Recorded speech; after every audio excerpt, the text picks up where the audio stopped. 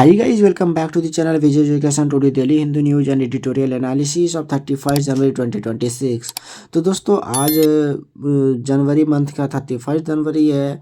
तो ये जनवरी एंड होने के कगार पे ख़त्म होने वाला है। तो इसमें एक आता हमारा डे है सैटरडे। तो इसमें इकोनॉमिक सर्वे आया। तो इकोनॉमिक सर्वे होता है क्या है, ठीक है। और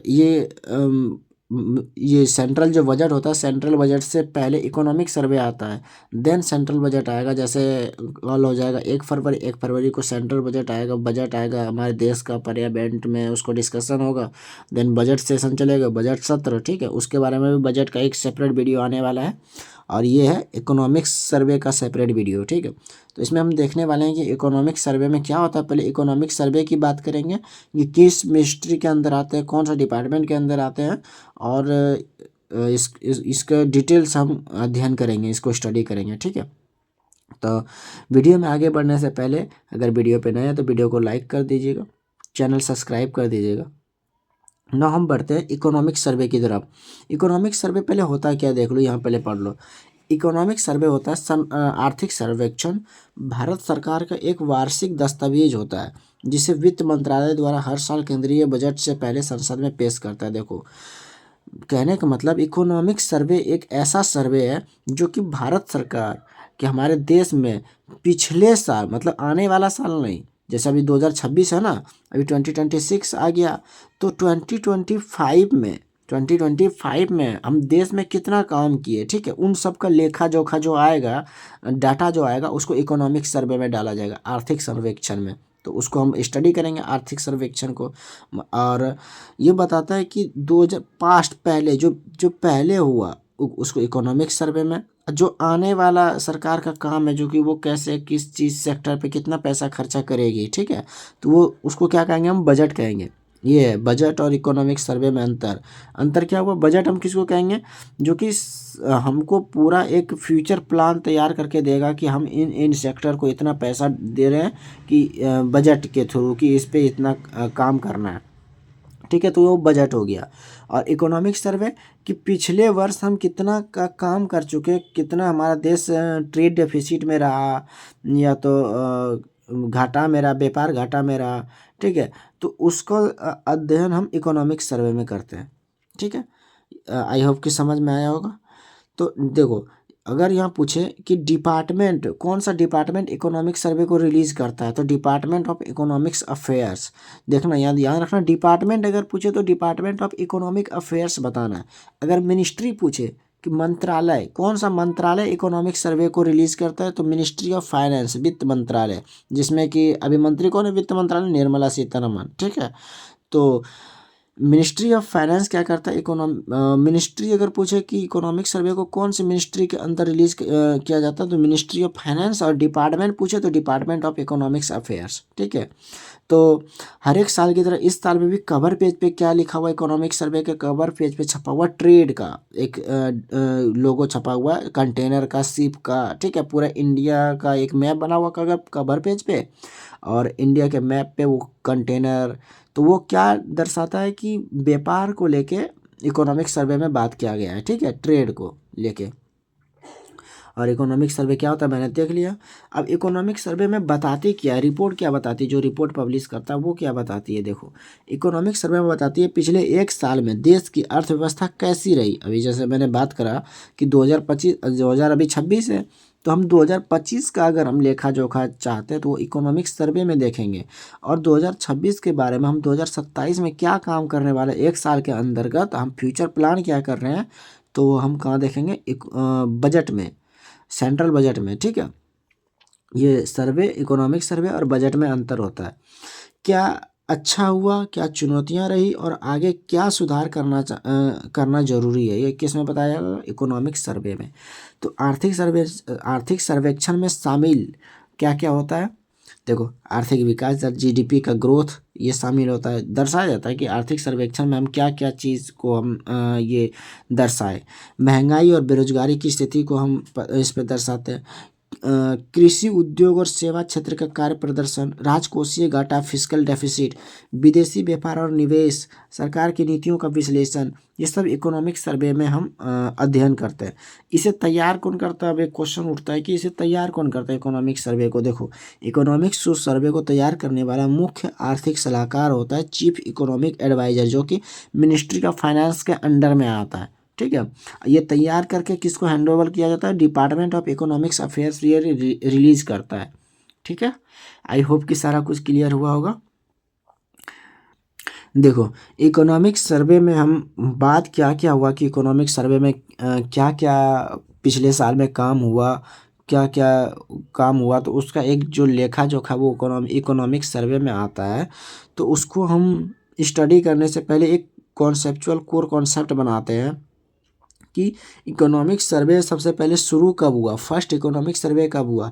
तो 1950 से 1951 ये पहला इकोनॉमिक सर्वे यहाँ से होना शुरू हुआ। ठीक है, उसके बाद 1964 तक ये चला इकोनॉमिक सर्वे।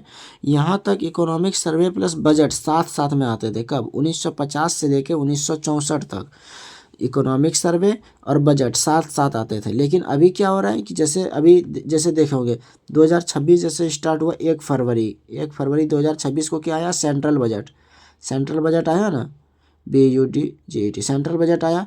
लेकिन 1 फरवरी से पहले मतलब 31 जैन को क्या आया? Economic survey. मतलब कहने का मतलब कि यहाँ पे अभी करंट सिनेरियो की हम बात करें तो करंट सिनेरियो में इकोनॉमिक सर्वे और सेंट्रल बजट ये दोनों अलग अलग आ रहे हैं, 2 डेट में आ रहे हैं। लेकिन 1950 से लेकर 1964 तक ये इकोनॉमिक सर्वे और सेंट्रल बजट ये दोनों साथ साथ में आते थे। ठीक है, ये रहा। फिर 1964 के बाद ये दोनों अलग अलग हो गए। 1965, 66, 67 फिर अलग इकोनॉमिक सर्वे पहले और सेंट्रल बजट बाद में। ठीक है, ये हुआ बात।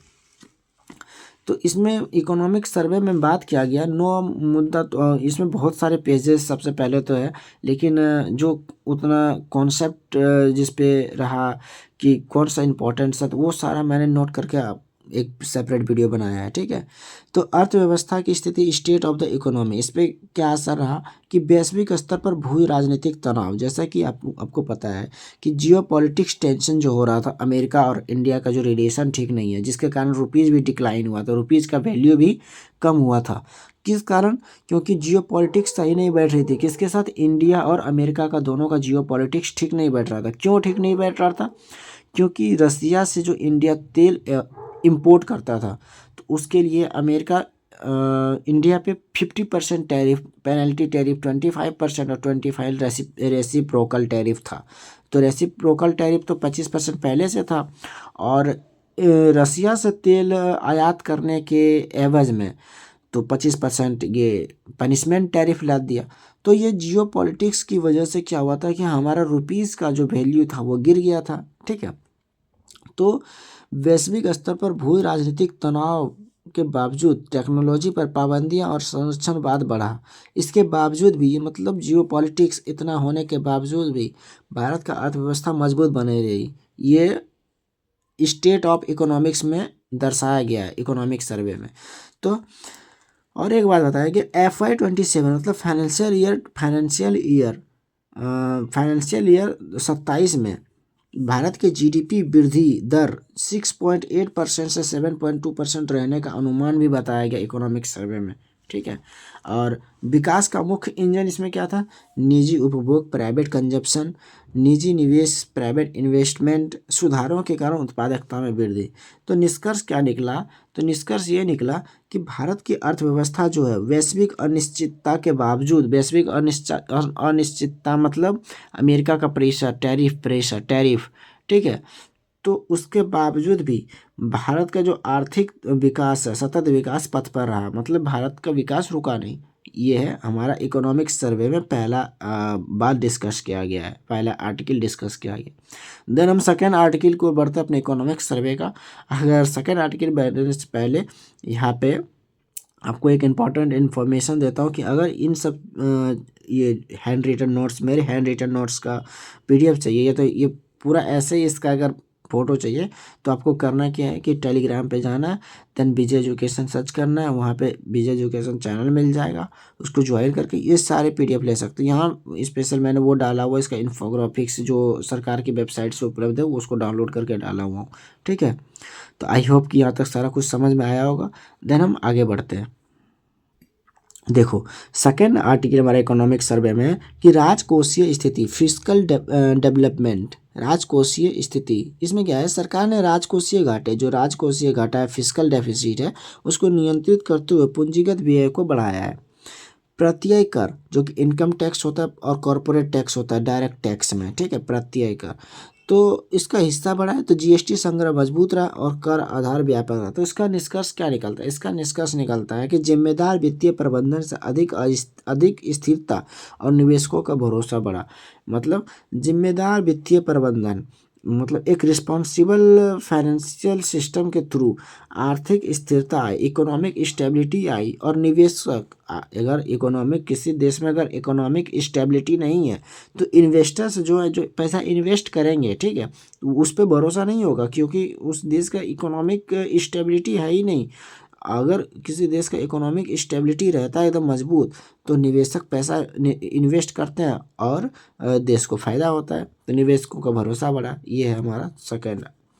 और थर्ड में हमारा मौद्रिक नीति व बैंकिंग आया था इकोनॉमिक सर्वे में कि मॉनेटरी एंड फाइनेंशियल सेक्टर में तो RBI reserve bank of India की मौद्रिक नीति का बेहतर ट्रांसमिशन देखने को मिला है। मतलब पिछले साल इकोनॉमिक सर्वे मैंने बताया कि क्या दर्शाता है, पिछले साल का ये डाटा एनालाइज करके हम हमारे सामने पेश करते हैं, ठीक है। तो उसमें बताया कि रिजर्व बैंक इंडिया है तो ये मौद्रिक नीति जो हमारा है मॉनेटरी पॉलिसी इसका बेहतर ट्रांसमिशन हो पाया है। मतलब इसमें कोई गड़बड़ी देखने को नहीं मिला, ये सुचारू ढंग से काम किया।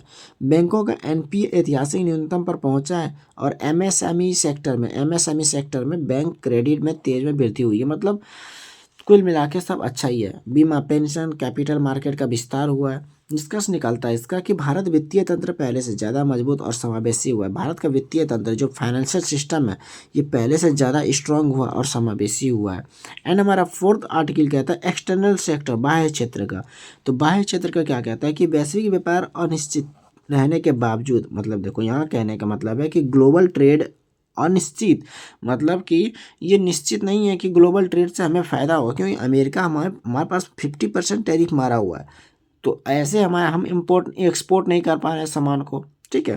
तो वो अनिश्चित हो रहे तो उसके बावजूद भी भारत का व्यापार संतुलन बढ़ा रहा। कैसे व्यापार संतुलन बढ़ा रहा, क्योंकि 50% टैरिफ लगने के बाद इंडिया ने क्या किया, EU के साथ, यूरोपीय यूनियन के साथ फ्री ट्रेड एग्रीमेंट कर लिया। तो उसके साथ हमारा क्या हुआ कि हमारा ट्रेड बैलेंस बना रहा, ठीक है। कहने का ये मतलब है सेवा निर्यात, IT प्रोफेशनल सर्विसेज भारत की ताकत बने हुए। मतलब सेवा निर्यात जो हम जो सर्विस एक्सपोर्ट करते हैं, ठीक है, तो उसमें IT और प्रोफेशनल सर्विसेज भारत की ताकत, मतलब रीढ़ की हड्डी है सेवा निर्यात भारत की।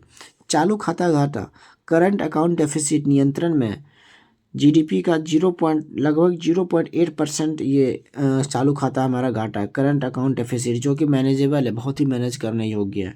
भारत 2020 से 24 के बीच डिजिटल ग्रीनफील्ड इन्वेस्टमेंट में विश्व में पहले स्थान पर। मतलब कहने का मतलब कि 2020 से 2024 4 साल के अंदर में इंडिया जो है डिजिटल ग्रीन फील्ड, मतलब मेक इन इंडिया के तहत UPI सिस्टम जो बना और ऑनलाइन ट्रांजैक्शन जो बढ़ा, तो उन सब चीज़ों में भारत वर्ल्ड पे विश्व में पहले स्थान पे है। इसलिए इसको एक लाइन कहा गया डिजिटल ग्रीन फील्ड इन्वेस्टमेंट। तो इसका निष्कर्ष निकलता है कि भारत बाहरी झटकों से निपटने के लिए सक्षम स्थिति में है। देखो इन्फ्लेशन का मतलब होता है मुद्रास्फीति, ठीक है, स्फीति इन्फ्लेशन, सॉरी। तो इन्फ्लेशन जो होता है कि 2025 में औसत महंगाई, एवरेज महंगाई इन्फ्लेशन 1.7% CPI सीरीज में सबसे कम, जो कि मैनेजेबल होता है। खाद्य वस्तुओं जैसे कि सब्जी दाल की कीमतों में गिरावट आया। सरकारी हस्तक्षेप में बेहतर आपूर्ति प्रबंधन का असर मिला। तो इसका निष्कर्ष निकलता है, कंक्लूजन निकलता है कि महंगाई पर सरकार और RBI का प्रभावी नियंत्रण रहा, कि सरकार और RBI reserve bank of India का ये कंट्रोल रहा है कि ज़्यादा महंगाई बढ़ने नहीं दिया। तो ये हमारे इकोनॉमिक सर्वे का 5 आर्टिकल में आ जाता है। और अब आर्टिकल तो बहुत सारे 300 350 पेज का आर्टिकल छपता है इकोनॉमिक सर्वे का। तो इंपॉर्टेंट को पढ़ना है, उतना टाइम वेस्ट नहीं करना। कृषि एवं खाद्य प्रबंधन में कृषि में विविधीकरण जैसे पशुपालन मत्स्य पालन में तेज विकास हुआ है। उत्पादकता बढ़ाने और किसानों की आय सुरक्षित करने पर जोर दिया गया। MSP PM किसान योजना फसल बीमा योजना जैसी योजनाओं की अहम भूमिका मिली। सेवा क्षेत्र सर्विस सेक्टर में सेवा क्षेत्र भारत के GDP और रोजगार का सबसे बड़ा आधार है। जो इंडिया का अगर सबसे बड़ा आधार है ना तो सर्विस सेक्टर है, काम करने वाला सेक्टर। ठीक है, तो शहरी रोजगार से 60% से अधिक योगदान है और ग्रामीण रोजगार में 40% आ जाएगा और शहरी रोजगार में 60%। इसलिए भारत में सेवा क्षेत्र का बहुत बड़ा योगदान होता है GDP में। ठीक है, IT पर्यटन real estate media space economy में तेज वृद्धि। निष्कर्ष निकलता है कि सेवा क्षेत्र भारत का ग्रोथ इंजन बना हुआ है। ठीक है, अगर भारत का GDP का अगर ग्रोथ इंजन कहा जाए कि भारत का GDP इतना तेज क्यों बढ़ रहा है, उसका ग्रोथ इंजन कौन सा है, तो उसको बोलेंगे सर्विस सेक्टर। ठीक है, ये याद रखना है, बहुत इंपॉर्टेंट है। Then we discuss our 8 article of economic survey. उद्योग और विनिर्माण मैन्युफैक्चरिंग में मध्यम व उच्च तकनीक का बढ़ता योगदान दिखा। Electronics electronic vehicle pharmaceutical company mobile industry में बड़ा उछाल आया कि जैसे कि पता है दुनिया में मोबाइल हब में इंडिया अभी टॉप पे। भारत इन्वेंशन और इंडेक्स में लगातार ऊपर चल रहा है। निवेश और बुनियादी ढांचा क्या है, सरकारी पूंजीगत ऐतिहासिक स्तर पर सड़क रेलवे बंदरगाह बिजली डिजिटल कनेक्टिविटी तेज में प्रगति हुई है। PPP पब्लिक प्राइवेट और पार्टनरशिप प्रोजेक्ट में वृद्धि हुई है। देन खत्म हमारा इकोनॉमिक सर्वे। आई होप कि यू विल अंडरस्टैंड अब easily. If you are our new viewer, then like video and subscribe our channel and hit the bell icon button. So thank you, have a nice day and Jai Hind.